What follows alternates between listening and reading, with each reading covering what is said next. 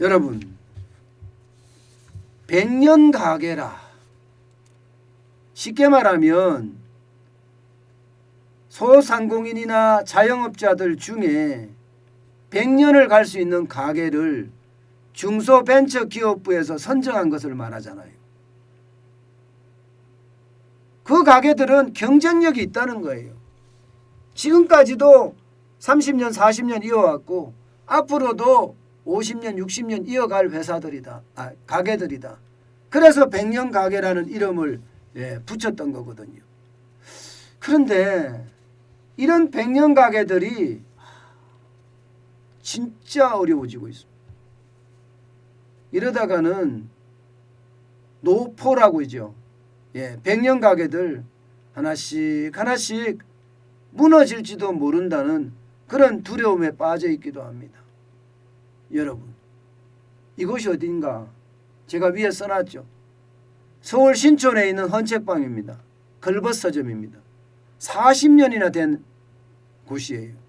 그런데 이 걸벗 서점도 쉽게 말하면 버틸 수가 없다 이렇게 이야기합니다.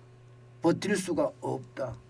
심지어 노부부가 이 걸벗 서점을 운영을 하는데 월 임차료 수백만 원을 도저히 감당하기 어려운 상황이다. 이런 이야기까지 합니다. 그만큼 손님이 없다는 거예요. 이게 학교는 온라인 수업하니까 손님이 없고요. 또 비행기가 떠야 되는데 그래서 외국인들이 여기를 들려줘야 되는데 외국인들도 여기에 오지 않는다는 거예요. 외국인들도. 그러다 보니까 도대체 이 헌책방에서는요. 뭐를 할 수가 없는 거예요. 뭐를 할 수가. 사실 여러분 저도 걸벗 서점을 몇 번 가본 적이 있는데요. 이게 이곳이 없으면 이 경의선 책거리라고 이야기하는 이 근처의 어떤 모습들 경의선 있는 곳이거든요. 여기가요.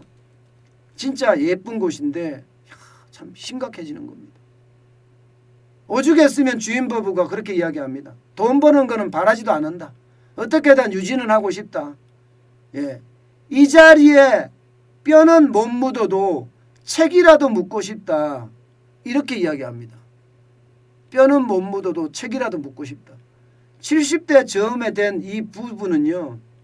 코로나가 인생의 마지막 상대다. 이렇게 이야기합니다. 지금까지 40년을 버텨오면서 오일 쇼크도 버텼고요. 그 어려운 오일 쇼크 말입니다. 그리고 IMF 외환위기도 버텼고요. 2000년대 초반에 닷컴 버블도 버텼고요. 2008년에 금융위기도 버텼고요. 위기라는 위기는 다 버텨왔다 이거예요. 다 버텨왔다. 이제 마지막 상대가 이 코로나인데 이 코로나는 상황이 다른 것 같다 이거예요. 서로 상황이 다른 것 같다. 진짜 숱한 위기를 넘겨왔지만 이번 코로나 위기만큼 이렇게 극단적인 위기는 처음 본다. 이렇게 이야기할 정도입니다. 극단적인 위기라는 표현을 쓸 정도입니다. 극단적인 위기라는 표현을. 그런데 이게 걸벗 서점만 이런 게 아니에요. 여러분 여기 보세요. 여기 연희동 사진관. 연희동 사진관도 지금 만만치가 않습니다. 연희동 사진관도. 여기도 많은 사람들이 사진을 찍으러 와야 되는데 이게 사진을 찍으러 오는 사람이 없어요. 이게 70년간 가게가 계속됐던 데거든요. 70년간. 연희사진관을 운영하는 사람도 1대, 2대, 지금 3대 때 운영하고 있어요. 3대째. 3대째 이렇게 운영하라고 있는데 이게 가게 운영 자체가 어렵다고 이야기합니다. 가게 운영 자체가. 저는 연희사진관에 사진을 찍어보지는 않았지만 저도 가보기는 몇 번 가봤었거든요. 그런데 연희사진관도 그만큼 지금 운영에 난항을 겪고 있다는 이야기예요. 상황이 어렵다는 이야기입니다. 근처에 신촌에 있는 대학생들이 증명사진, 졸업사진 이거 찍으러 와야 되는데 찍으러 안 오니까 찍으러 안 오니까 안 된다. 일제시대 때도 이렇게 어렵지는 않았다. 이렇게 해요. 일제시대 때도. 물론 뭐 일제시대 때까지 가지는 않지만 말하는 이야기겠지만 그 정도로 지금 심각하다 이렇게 이야기를 하고요. 여기에다가 여러분 여기 보세요. 국선 57 여기도 지금 죽어날 판이라고 합니다. 국선 57 사장님이 하는 이야기를 들어보면 아니 주요 고객이 관광객인데 비행기가 안 뜨니 도리가 없지 않느냐. 이대로 계속 버틸 수가 있겠느냐. 물려받겠다던 아들도 지금 이게 내가 물려받아야 되는지 모르겠다. 이렇게 이야기할 정도예요. 그 정도로 지금 여기도 굉장히 어렵다는 겁니다. 굉장히 어렵다. 실제 말입니다, 여러분. 실제 100년 가게 중에 지금까지 3곳이 폐업을 했습니다. 3곳이. 국회에 김정재 국민의힘 의원에 따르면 말입니다. 지난 9월 기준으로 식당 3곳이 폐업을 했습니다. 설렁탕집, 섞어찌개집, 민물장업집. 이런 거 보면 진짜 안타깝죠. 진짜 안타깝습니다. 결국 말입니다. 코로나 위기는요. 그 어떤 위기보다도 독하다.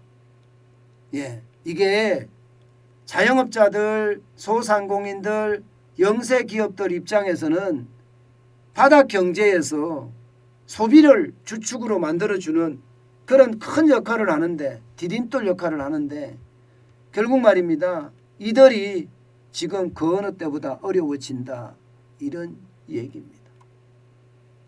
이제 여러분에게 제가 몇 번 설명을 드렸지만 결국 말입니다. 이제 서서히 코로나19의 위기가 2년 동안 됐기 때문에 빚을 감당하지 못하는 사람들이 점점 줄줄이 무너질 거라는 그런 예상까지도 하게 됩니다. 코로나19 위기가 빨리 벗어나야 될 텐데 이대로 계속 가면 그만큼 최악의 상태가 될 수도 있다. 이런 얘기입니다. 어떻게 생각하면 참 안타까운 현실이죠. 그렇지만 언젠가는 코로나19는 사라질 겁니다. 그리고 그때는 희망이 올 거니까 그 희망을 보고 우리는 버텨야 됩니다. 그렇지 않고는요. 낙이 없죠. 낙이 없습니다. 저는 많은 100년 가게, 오래된 가게들, 오래 가게들 다 끝까지 어떻게 하면 버텨보시라. 그렇게 말씀드리고 싶습니다.